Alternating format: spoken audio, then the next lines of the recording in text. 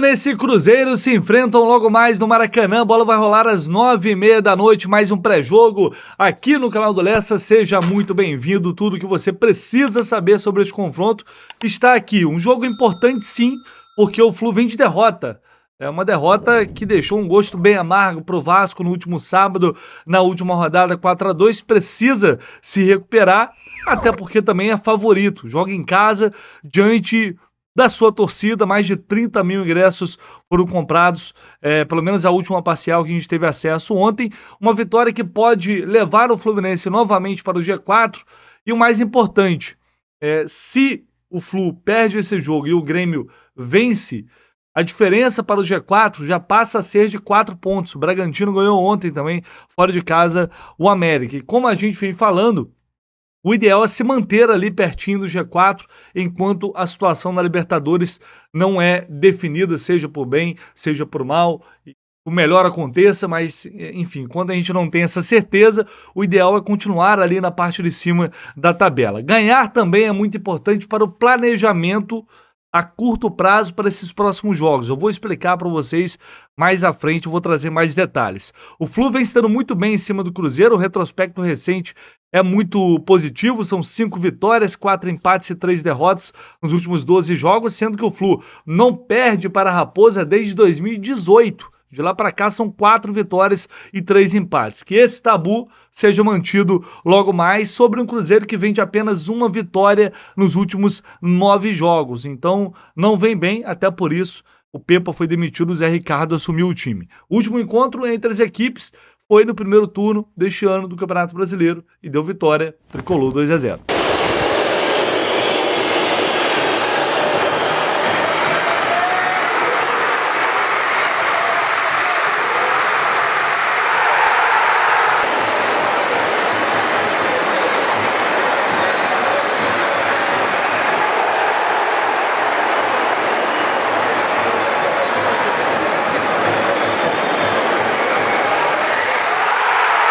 Esse jogo traz uma lembrança muito ruim devido àquela lesão do Alexander, né? A gente não gosta nem de lembrar disso.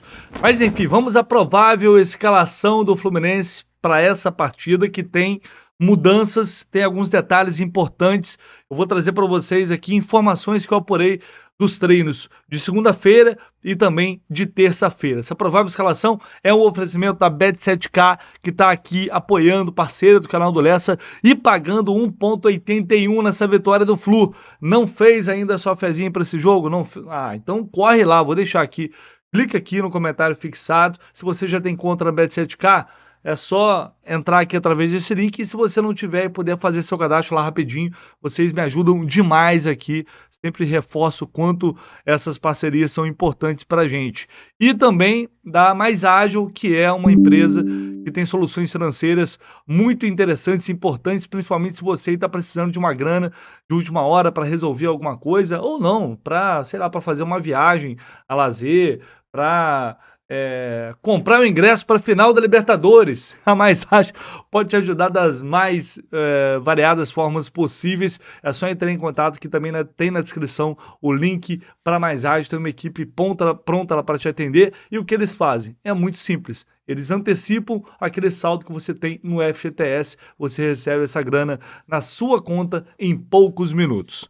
Vamos lá, galera, o que a gente tem de desfalques? São 2 desfalques, Ganso e John Ares. No vídeo de ontem, que eu não assistiu, pode conferir lá, que eu trouxe informações muito importantes e notícias excelentes, porque John Ares e Ganso foram a campo finalmente. Eles não treinaram junto com o elenco, fizeram um trabalho à parte no campo 2 do CT, iniciaram já ali um trabalho com bola. O Ares é até surpreendente. Eu esperava que isso fosse acontecer, sei lá, talvez amanhã ou sexta, mas enfim. É bom para reforçar que não tem nada demais e ele estará plenamente recuperado para a semana que vem. E o Ganso, depois de mais de 15 dias, já iniciou esse processo de retorno, esse processo de transição. Eles ficarão disponíveis para o jogo contra o Internacional, semifinal da Libertadores. Voltando de suspensão, Samuel Xavier e Fernando Diniz.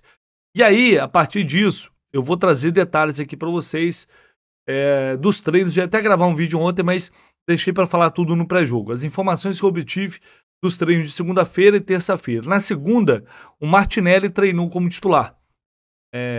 no lugar que seria do John Ares. Só que na terça, ou seja, ontem, no treino que definiu mesmo o time titular, o Diniz foi com o Lima. O Martinelli foi testado, mas o Lima ficou mais tempo entre os titulares, com os demais jogadores mantidos. E aí a gente teria o ataque.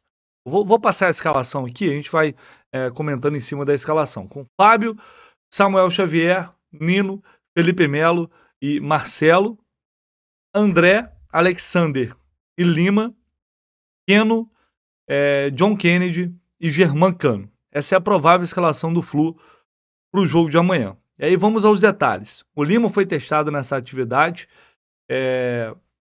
Dessa forma, o Diniz ele conseguiria manter mais ou menos a estrutura da equipe. Porque o Lima ele tem, aliás, é como ele se sente mais confortável, caindo mais pelos lados, caindo mais pelo lado direito. Dessa forma, o John Kennedy continuaria ali ao lado do Cano por dentro, com o Keno mais aberto lá do lado esquerdo, André Alexander no meio. No treino de ontem também, Felipe Melo e Marcelo saíram mais para o final da atividade. Entraram Marlon e Diogo Barbosa. Mas eles saíram já no final. Então a tendência é de que, por isso eu estou apostando, como eu tive essa informação de que eles saíram só no final do treino, eu estou apostando no Marcelo como titular. Mas eu também tive uma informação de que, se o Diniz fosse poupar alguém além de Ganso e Ares, que estão lesionados, esse alguém seria Marcelo. Então pode ser que no vestiário, ou enfim, hoje, na concentração, o Marcelo seja definido que o Marcelo será poupado. Mas a priori ele vai começar jogando. Tá? E a mesma coisa o Felipe Melo na zaga.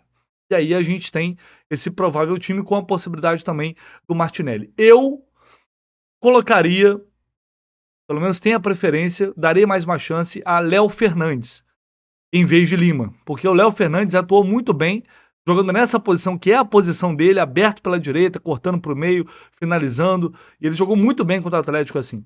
Foi, para mim, o melhor jogo dele. Eu acho que ele merecia mais uma chance, ele poderia ter mais uma chance.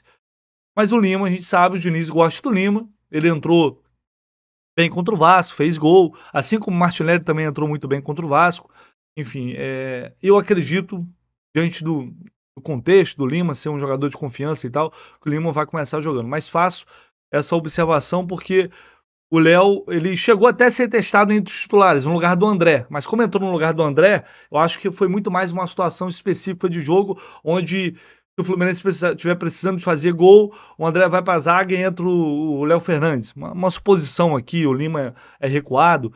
Enfim, são possibilidades que o Diniz trabalhou nos treinos de segunda e também de terça-feira.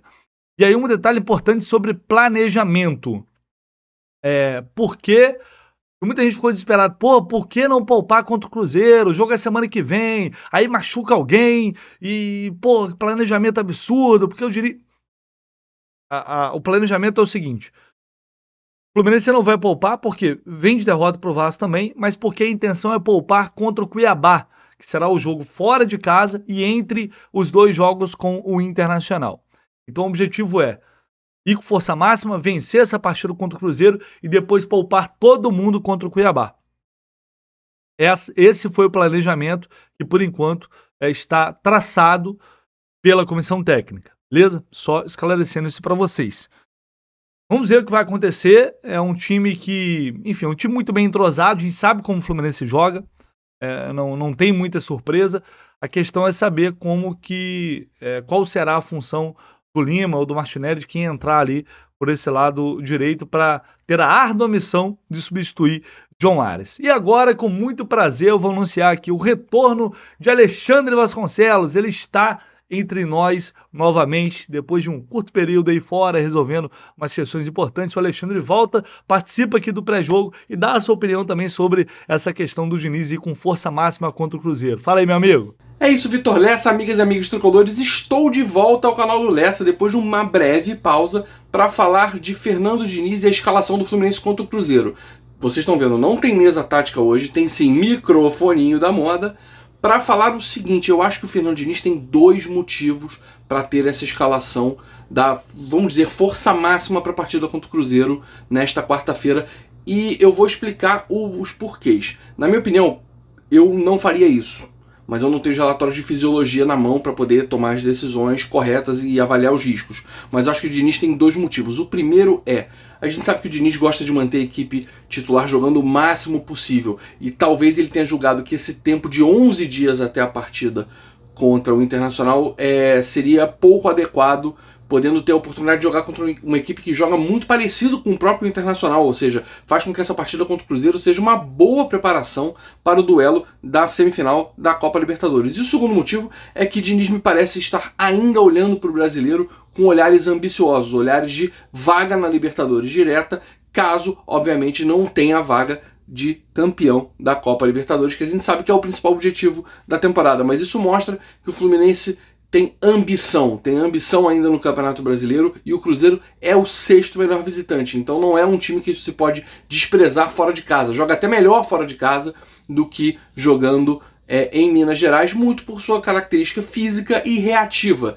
assim como o Internacional, que faz com que esse duelo seja um bom teste para o Fluminense. Eu não tomaria essa decisão, mas eu entendo essa decisão e pode ser que ela seja acertada. Não serei engenheiro de obra pronta. Minha opinião está aqui registrada e a gente debate ela depois no pós-jogo. Me diz o que você acha nos comentários aqui do vídeo ou também lá no Twitter, @mvasconcelos, pra gente trocar essa ideia. Boa sorte ao Fluminense e é sempre bom estar de volta aqui nesse espaço. Seja muito bem-vindo de volta, irmão. Tamo junto. Bora ver o que o Keno disse à Flu TV sobre esse confronto importante antes do Cruzeiro. A gente sabe que é importante para a gente dar sequência no Campeonato Brasileiro, para a gente estar mais perto da tabela lá em cima. A gente sabe que a gente veio de uma derrota de um clássico, mas a gente não pode se abaixar porque semana que vem vai ter Libertadores, então a gente tem que entrar ligado, focado para a gente buscar os 3 pontos e quarta-feira fazer um grande jogo. Com a torcida a nosso favor e o gramado deve estar excelente para a gente jogar, vai ser muito bom.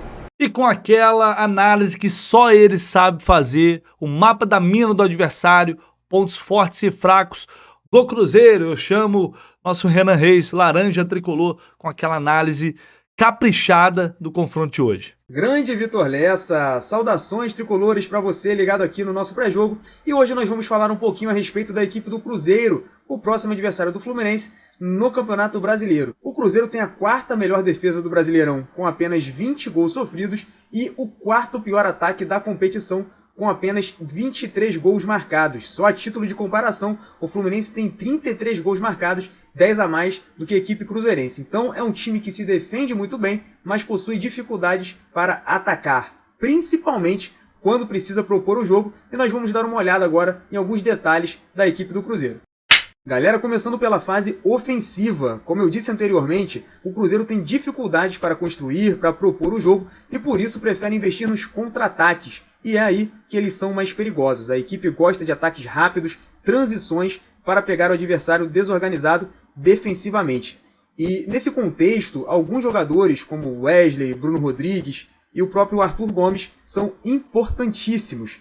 Aliás, eu quero destacar daqui a pouquinho aqui um jogador que é justamente o Arthur Gomes. Para quem não se lembra, o Arthur foi revelado pelo Santos e estava jogando no Sporting de Portugal. Ele vai até fazer o gol aí agora com a assistência do Wesley. E na época que ele foi revelado pelo Santos, a torcida pegava um pouquinho no pé dele, mas parece que esse tempo na Europa fez muito bem o atacante. Estou agora separando aí alguns momentos do Arthur com a camisa do Cruzeiro. Ele chegou no fim de julho e em pouco tempo já se firmou como titular da equipe do Cruzeiro. Então é um extremo de muito potencial, ataca bem o espaço, é rápido, muito bom no 1 contra 1. Então o Fluminense precisa ficar muito ligado, porque esse jogador provavelmente vai oferecer perigo à equipe do Fluminense. Ele joga prioritariamente ali pelo lado esquerdo do ataque do Cruzeiro. Então o senhor Samuel Xavier, o senhor Nino, ambos precisam ficar muito ligados, porque é um jogador que dá trabalho para qualquer defesa, né? Tá aí um lance dele também contra o próprio Corinthians, e é isso aí. Agora falando um pouquinho a respeito da defesa do Cruzeiro, como eu disse anteriormente, é uma das defesas menos vazadas do campeonato, então é um time que se defende muito bem, e se a gente for ver, o comportamento da linha de 4 é muito bom, e é potencializado pela proteção concedida pelo meio de campo. O Cruzeiro cede pouquíssimo espaço pelo corredor central, e esse aspecto positivo está muito ligado às atuações do Jussa. Para quem não sabe, o Jussa é um volante, ele atualmente está emprestado ao Cruzeiro, mas pertence ao Fortaleza. E o volante cruzeirense gere muito bem o espaço entre linhas. Ele impede a entrada da bola naquela região a todo momento e sempre que entra ali ele constrange o adversário, ele vai para cima, ele chega junto. Então eu também separei alguns lances para vocês observarem o comportamento do Jussa nessa região do campo, para vocês verem como ele impede a entrada da bola no entrelinhas. Ele está sempre ligado nessa situação. Então é provável que o Fluminense enfrente certa dificuldade para atacar pelo corredor central. Outro detalhe importante do Jussa é essa questão das compensações muito inteligentes que ele faz, impedindo que o Cruzeiro fique desguarnecido nesse meio espaço, que é o espaço que surge ali entre o lateral e o zagueiro. Ele sempre ocupa esse espaço, ele está sempre ligado ali. Então vocês podem ver através dessas imagens que é um cara que entende muito da posição. Apesar do bom desempenho da linha defensiva cruzeirense, nem tudo são rosas. Existe um velho conhecido da torcida tricolor que pode facilitar a nossa vida hoje à noite. E eu estou falando do lateral Marlon, ele mesmo que não deixou saudades por aqui. Atualmente o Marlon é titular absoluto da equipe do Cruzeiro e quando nós paramos para olhar esses sites de estatísticas, alguns o colocam até como um dos melhores laterais do campeonato, tá, pessoal? Entretanto, o Marlon ainda possui comportamentos bem questionáveis, principalmente na parte defensiva, tendo contribuído para alguns gols ali que o Cruzeiro tomou nessa temporada. Então eu separei alguns lances para a gente ver essas contribuições que o Marlon deu para alguns gols que o Cruzeiro levou. Vamos lá, galera. O primeiro gol aqui é contra a equipe do Grêmio. A bola volta aqui para o Marlon, ó. Ele acaba errando o passe. A bola vai para o Luizito, caixa. 1-0 Grêmio contra o Cruzeiro. Contra a equipe do Palmeiras, olha, vou até voltar aqui para vocês verem. O Marlon acaba errando um passe simples na saída de bola e quase resulta no gol da equipe do Palmeiras. Puxei outro lance aqui para vocês também, para vocês verem a falta de velocidade do Marlon, né? Sempre foi um problema, ele nunca foi um lateral muito veloz. Então é uma coisa que os adversários podem sempre explorar, a falta de velocidade do Marlon. Nesse lance ele ficou para trás com extrema facilidade e o Palmeiras quase levou o gol. Outro lance, agora que mostra um comportamento extremamente preocupante para a torcida cruzeirense, obviamente, é do Marlon. Ó, o Marlon está aqui, ele vai levar a bola nas costas, lançamento do Canobi, sai o cruzamento, caixa, gol do Atlético Paranaense. E esse lance aqui, pessoal, o Cruzeiro estava vencendo por 1-0 dentro de casa contra o Corinthians até os 52 minutos do segundo tempo. E aí a bola vem aqui para a esquerda, ó, perceba o comportamento do Marlon. Marlon tá aqui, ele quebra o pescoço, vou até voltar para vocês verem novamente. Ele vai quebrar o pescoço, ele vê o jogador do Corinthians chegando nas costas dele e em nenhum momento ele tenta encurtar no jogador do Corinthians. Esse lance aqui é o seguinte, pessoal, o lateral ele precisa manter contato físico com o atacante. E olha o espaço que o Marlon dá para o atacante do Corinthians. Em nenhum momento ele encurta, ele chega perto do adversário e aí ficou muito fácil. O adversário consegue antecipar e marcar o gol de empate da equipe do Corinthians. Então são comportamentos que o Marlon tem. Espero que ele tenha hoje à noite novamente, mas é um jogador que, apesar de ir bem nas estatísticas, enfim, tem defeitos ainda graves no seu jogo, principalmente na questão defensiva. Então é isso, pessoal. Trouxe para vocês alguns detalhes a respeito da equipe do Cruzeiro. Espero que vocês tenham gostado e vamos para cima deles hoje. Hoje é vencer ou vencer. Grande abraço para vocês, tamo junto, até a próxima. Valeu, meu irmão, tamo junto. E agora, com informações da Raposa, eu chamo o meu amigo Guilherme, lá da Rádio 98 de BH, com notícias e detalhes sobre esse provável time titular que o Zé Ricardo está preparando. Um abraço, meus amigos ligados aqui no canal do Lessa. Um prazer participar com vocês para falar desse Cruzeiro que encara o Fluminense nesta quarta-feira no Maracanã, buscando a segunda vitória sob o comando do Zé Ricardo. Zé Ricardo que começou com o pé direito, bateu o Santos na Vila Belmiro por 3-0, logo na primeira partida em seu comando, e agora jogando fora de casa, sabe da dificuldade que é enfrentar o Fluminense em seus domínios, mas quer mais 3 pontos. E além disso, a gente vai falar daqui a pouco sobre o time, ele vem recuperando jogadores, vem sendo aquele paizão no vestiário, jogadores que não tiveram tanta sintonia com o Pepa, o português que deixou o comando da Raposa recentemente. Sobre o time que entra em campo, ele não vai ter o Luciano Castan, que é um zagueiro experiente, caiu como uma luva nesse time do Cruzeiro. Ele está suspenso pelo 3º cartão amarelo. A tendência é que o Lucas Oliveira seja o escolhido para a vaga. Teria também até o João Marcelo, mas tem menos experiência do que o Lucas Oliveira. Lucas Oliveira, que foi fundamental na campanha da Série B do ano passado, quando o Cruzeiro foi o campeão.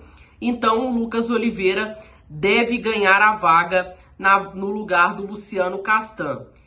E outra mudança, esta por opção, deve acontecer no ataque. O Arthur Gomes deve ser sacado, é um jogador de lado, para a entrada do Nicão. Nicão, que estava desacreditado, chegou ao Cruzeiro com muita expectativa, é um jogador vencedor, ídolo do Atlético Paranaense, mas que com a camisa do Cruzeiro ainda não correspondeu o que se espera. Mas que na Vila Belmiro deu uma assistência, fez um belo gol e caiu nas graças do Zé Ricardo. Então o Nicão pode sim ficar com a vaga do Arthur Gomes. Sendo assim, um provável Cruzeiro para enfrentar o Fluminense teria Rafael Cabral, o William pelo lado direito, a zaga de Neres, o Lucas Oliveira e o Marlon pelo lado esquerdo, o meio-campo de Matheus Jussa, Lucas Silva e o armador, que é o Matheus Vital, e na frente o Nicão por um lado, o Wesley pelo outro e centralizado o Gilberto que ainda sofre com a desconfiança do torcedor cruzeirense, foi xingado recentemente no jogo contra o Bragantino, quando o nome dele foi anunciado no telão entre os reservas, ele foi xingado, foi vaiado, então foi titular diante do Santos porque o Rafael Elias, o papagaio, se lesionou e ganha mais uma chance de mostrar que a torcida tá errada, que ele pode sim ajudar a equipe, tá certo? Que seja um belíssimo jogo e um forte abraço a vocês. Tamo junto, meu parceiro. Grande abraço. Pra gente finalizar a arbitragem, Matheus Delgado Candansan, de São Paulo, vai apitar o jogo, auxiliado por Bruno Rafael Pires, auxiliar FIFA de Goiás, e Daniel Paulo Zioli. O árbitro de vídeo será o Rodrigo Guarizo Ferreira do Amaral, também árbitro FIFA. Detalhe, esse árbitro tem apenas 25 anos, é da nova safra da CBF, tem apenas 3 jogos na Série A do Campeonato Brasileiro, nunca apitou um jogo do Fluminense, nunca apitou um jogo do Cruzeiro, ou seja, prevejo fortes emoções, já pode ir preparado. Mas tomara, um árbitro muito jovem, tomara que ele tenha condições realmente de tocar um jogo desse tamanho. É um confronto entre 2 clubes grandes, dessa forma ele não apitou ainda. Vamos ver, que tenha sorte aí o Matheus, que ele possa fazer um bom jogo, porque tá difícil. A arbitragem na CBF realmente está muito difícil. Transmissão pela TV Globo e pelo Premier, e depois aqui no canal do Lessa, e em conjunto com o Raiz Tricolor, aquele super pós-jogo que você já está mais acostumado com zona mista, coletiva, toda a análise, todos os detalhes direto do Maracanã. Nos vemos logo mais. Um abraço, galera. Tamo junto.